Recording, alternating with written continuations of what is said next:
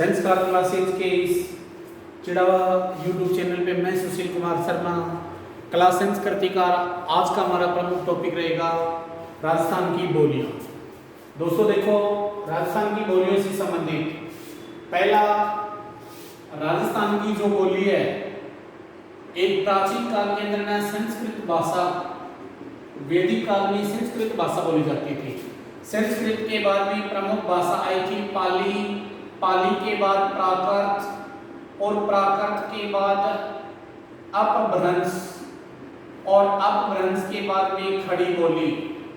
तो यहीं पर है ना अपभ्रंश से राजस्थानी बोली का उत्पत्ति मानी जाती है। यहाँ से संबंधित प्रश्न आएगा, राजस्थानी बोली की जननी भाषा कौन सी है? तो जननी भाषा कौन सी है? अपभ्रंश भाषा है। अब राजस्थान के अंदर ना दो प्रमुख, एक तो आते हैं चारण और दूसरे आते हैं भाट। 2004 थर्ड ग्रेड के अंदर प्रश्न पूछा गया था, राजस्थान में साहित्य लेखन का प्रमुख कार्य किनका है? तो भाट जाति राजस्थान में साहित्य लेखन है ना, वो किसी तथ्यों का लिखा हुआ रूप माना जाता है, तथ्यों का वक्तव्य रूपी भाषा या बोली कहलाती है। तो यहाँ पर ना अपना राजस्थान में कौन कौन से क्षेत्र के अंदर किस किस प्रकार की बोलियां बोली जाती हैं, इन बोलियों का प्रमुख प्रश्नों का अध्ययन करेंगे। तो भाट जाति है ना, ये तो राजस्थान के अंदर पश्चिमी क्षेत्र में, पूर्वी क्षेत्र में, और चारण जाति पश्चिमी क्षेत्र में। एक प्रमुख अंग्रेज अधिकारी आया था डॉक्टर इलियट, और एक आया था जॉर्ज ग्रियर्सन। डॉक्टर इलियट ने मध्य प्रदेश में काफी ग्रंथों पर शोध करवाया था। जॉर्ज ग्रियर्सन ने बोलियों का वर्गीकरण किया था। अगर आपको ये पूछा जाए कि राजस्थानी बोलियों का वर्गीकरण किसके द्वारा किया गया था, तो जॉर्ज ग्रियर्सन की एक पुस्तक आती है, उस पुस्तक का नाम आता है लिंग्विस्टिक सर्वे ऑफ इंडिया। ये पुस्तक आती है, भारतीय भाषाओं के बारे में विस्तृत अध्ययन जॉर्ज ग्रियर्सन ने किया था। तो जॉर्ज ग्रियर्सन है ना, इसने राजस्थानी बोलियों को दो भागों में बांटा था। एक प्रमुख बोली आती है, वो आती है पश्चिमी राजस्थानी, और एक आती है पूर्वी राजस्थानी। याद रखना, पूर्वी राजस्थानी जो बोली है, देखो एक तो ये तो पश्चिमी राजस्थानी आ गया और ये आ गया पूर्वी राजस्थानी। तो पूर्वी राजस्थान भौगोलिक दृष्टि से ध्यान में रखना, यहाँ पे कंफ्यूज मत हो जाना। उत्तरी क्षेत्र और दक्षिणी क्षेत्र की बोलियों को भी इन्होंने इसी में सम्मिलित किया गया था, क्योंकि जब इन की बोलियों का जब वर्गीकरण किया गया था, तत्कालीन समय में राजस्थान नहीं राजपूताना था। अब अपन ना यहाँ से संबंधित पहला ये अध्ययन करेंगे कि राजस्थान में अलग अलग शब्दों का। तो पहला एक तो प्रश्न पूछा जाता है राजपूताना, दूसरा प्रश्न पूछा जाता है राजपूतां, तीसरा पूछा जाता है राजस्थान या राजस्थान, राजस्थान या राजस्थान, और चौथा पूछा जाता है राजस्थानी, और पांचवा पूछा जाता है मारवाड़ी। ये देखो, ये पांच प्रमुख शब्दों की अगर बात करें अपन, तो पहला राजपूताना शब्द का पहली बार प्रयोग जॉर्ज थॉमस ने किया था। फ्रैंकलिन की डायरी के अंदर से उठाया था मिलिट्री मेमोरी ऑफ राजस्थान, तो उसमें राजपूताना शब्द का उल्लेख मिलता है। जॉर्ज थॉमस ने 1800 में पहली बार राजपूताना शब्द का प्रयोग किया था। फिर आता है राजपूता बाबर ने अपनी आत्मकथा तुजुक ए बाबरी में पहली बार राजपूताना शब्द का प्रयोग किया था। और राजस्थान शब्द का प्रयोग राजस्थान इतिहास के जनक कर्नल जेम्स टॉड द्वारा किया गया था। भाषा के आधार पे जॉर्ज ग्रियर्सन ने राजस्थानी शब्द का प्रयोग किया था, और मारवाड़ी भाषा का प्रयोग पहली बार अबुल फजल ने आईने अकबरी में किया था। जबकि राजस्थान की जो प्राचीन भाषा मानी जाती है मरु भाषा, और मरु भाषा का उल्लेख रामायण के अंदर माना जाता है। उसके बाद में अगर ये पूछा जाए कि राजस्थान का सबसे प्राचीन ग्रंथ कौन सा माना जाता है, तो सबसे प्राचीन जो ग्रंथ माना जाता है वो आता है उद्योतन सूरी का कुवलय माला उद्योतन सूरी का है, जो जालौर दुर्ग में लिखा गया था। ये राजस्थान का सबसे प्राचीन ग्रंथ माना जाता है जो राजस्थानी भाषा में लिखा गया है। अब अपन है ना देखो, एक इटली का विद्वान आया था जिसका नाम था doctor L P Tessitori. L P Tessitori है ना, ये इटली के प्रमुख विद्वान थे। इटली के प्रमुख विद्वान थे जिनकी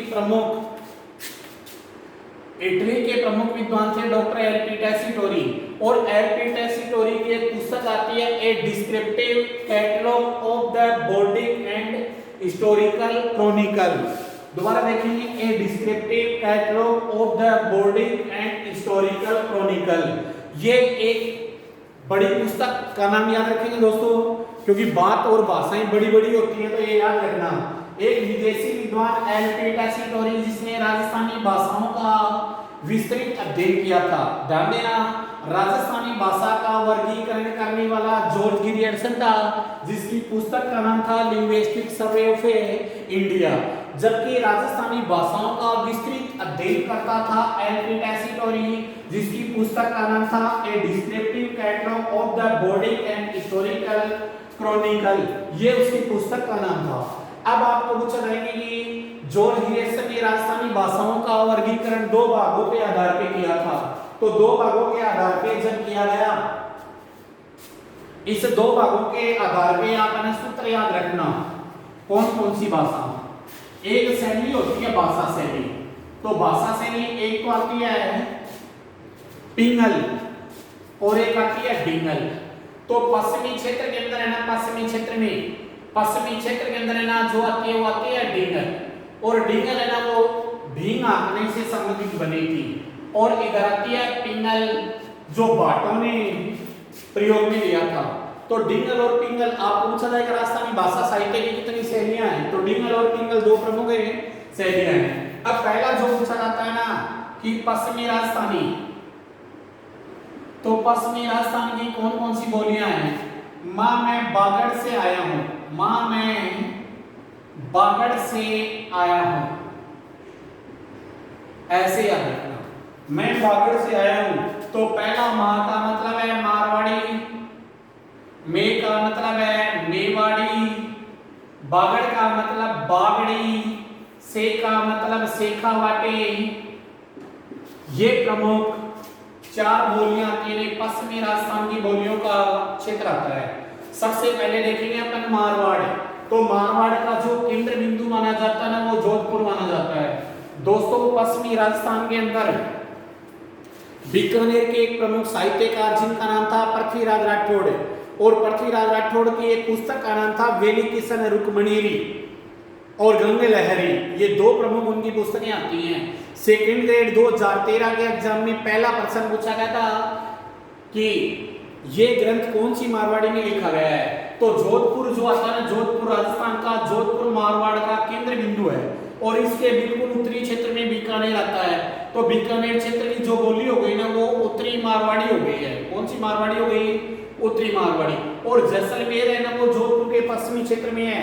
तो जैसलमेर की जो बोली आ गई ना, वो पश्चिमी मारवाड़ी हो गई है, पश्चिमी मारवाड़ी। और पाली क्षेत्र के अंदर जो आती है ना, वो आती है दक्षिणी मारवाड़ी। और बाड़मेर क्षेत्र के अंदर आती है दक्षिणी पश्चिमी मारवाड़ी, दक्षिणी पश्चिमी मारवाड़ी। और नागौर क्षेत्र में आती है वो पूर्वोत्तर मारवाड़ी, पूर्वोत्तर मारवाड़ी, पूर्वोत्तर मारवाड़ी है ये नागौर और चूरू क्षेत्र है। अब देखो ना, प्रश्न ये पूछा जाएगा, आप ये ऐसे ध्यान में रखना कि बीकानेर के जो साहित्यकार हैं मुनोत नैणसी आते हैं ना, वो जोधपुर के हैं। तो जोधपुर का तो आता है मारवाड़ी भाषा के अंदर है, और बीकानेर का आएगा वो उत्तरी मारवाड़ी। और पश्चिमी क्षेत्र में, पश्चिमी जैसलमेर क्षेत्र में है, तो ये मारवाड़ी की प्रमुख हो गई हैं। और यहाँ पर मुनोत नैणसी और इसके अलावा पृथ्वीराज राठौड़, इनके जो साहित्य है वो मारवाड़ी भाषा में मिलेगी। मारवाड़ी शब्द का प्रयोग पहली बार अबुल फजल है ना, मुगल बादशाह अकबर की आत्मकथा लिखी थी जिसका नाम था आईने अकबरी या अकबरनामा, उसमें पहली बार मारवाड़ी शब्द देखने को मिलता है। फिर आता है मेवाड़ी। तो एक तो ये याद रखना, मारवाड़ क्षेत्र के अंदर कौन कौन से प्रमुख जिले आते हैं।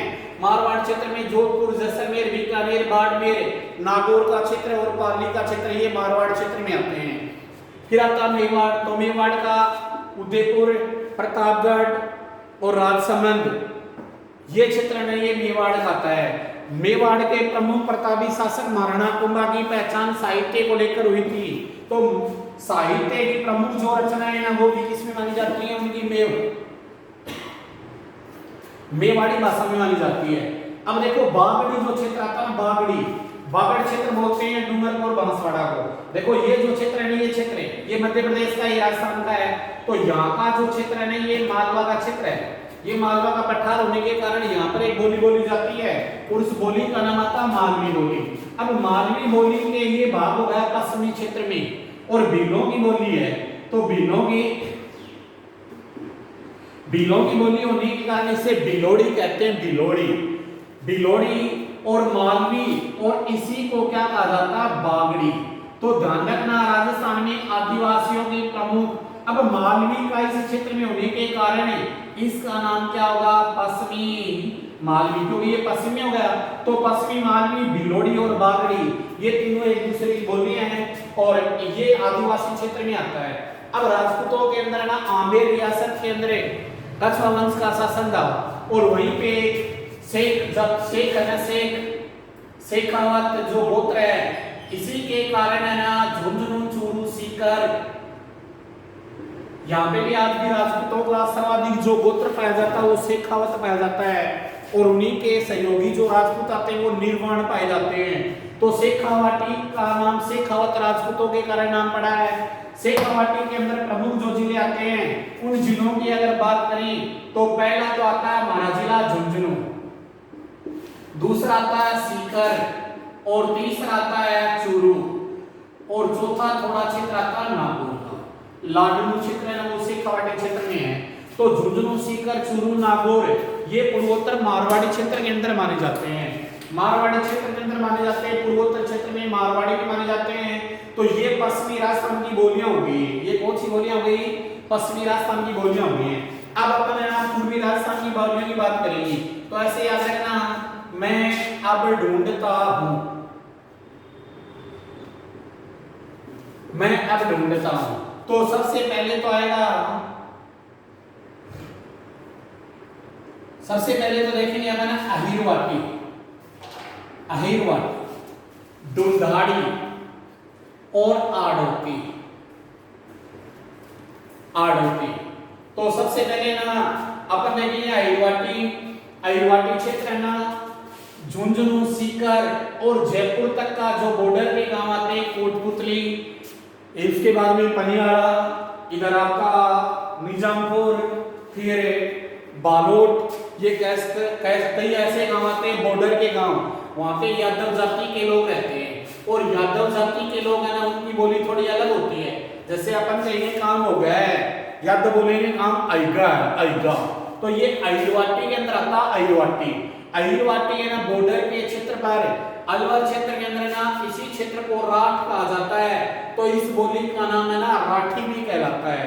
राठी याद रखना, राजस्थान में एक ना गाय की नस्ल आती है जिसे राजस्थान की कामधेनु कहते हैं। दोस्तों थोड़ा और अपन हट गए टॉपिक से, राजस्थान की कामधेनु चंबल नदी को भी कहते हैं। तो राठी है ना राठी, ये राठी राठ क्षेत्र होने के कारण अहिरवाटी क्षेत्र यहीं पर है। अगला आता है ढूंढ। तो ढूंढ है ना, एक तो याद रखना जयपुर जिले के अंदर ना एक नदी आती है ढूंढ और ढूंढ नदी के इर्द गिर्द की बोली है ना ढूंढाड़ी बोली कहलाती है, ढूंढाड़ी। याद रखना ढूंढाड़ी नदी, ढूंढ एक प्रथा भी है, ढूंढ एक प्रथा है, ढूंढाड़ी एक बोली है। ढूंढ नदी के इर्द गिर्द की बोली है ना वो ढूंढाड़ी कहलाती है। और जो सबसे ज्यादा बार जो प्रश्न पूछा जाता है दोस्तों बोलियों के अंदर है वो आता है आड़ोती। तो आड़ोती है ना राजपूत राजवंश की एक शाखा आती है जिसका नाम है आड़ावंश। और आड़ावंश के अंदर प्रमुख है ना जिले आते हैं, जिन जिलों की अगर बात करें आड़ोती बेल्ट में तो ऐसे याद रखना कोज्जा बाबू। तो कोज्जा बाबू के अंदर आता है कोटा, झालावाड़, बारा और बूंदी। अब आप यहाँ पे कंफ्यूज ऐसे बनोगे, ये उत्तरी क्षेत्र, ये दक्षिणी क्षेत्र, ये पश्चिमी क्षेत्र और ये पूर्वी क्षेत्र। ये पूर्वी क्षेत्र, ये दक्षिणी क्षेत्र, दोनों के बीच का दक्षिणी पूर्वी क्षेत्र, दक्षिणी पूर्वी क्षेत्र। 2 बार लगातार एग्जाम में प्रश्न पूछा गया था। राजस्थान के दक्षिणी पूर्वी क्षेत्र में कौन सी बोली बोली जाती है? आड़ोती बोली। कौन सी बोली बोली जाती है? आड़ोती। वहीं पर प्रश्न अगले एग्जाम में पूछा गया था, आड़ोती बोली राजस्थान के कौन से क्षेत्र में बोली जाती है? तो आड़ोती बोली राजस्थान के दक्षिणी पूर्वी क्षेत्र में बोली जाती है। नागरचौल सवाई माधोपुर क्षेत्र में बोली जाती है। कोटड़ी जयपुर में बोली जाती है। तोरावटी नीमका थाना क्षेत्र में बोली जाती है। शेखावाटी में बोली जाती है।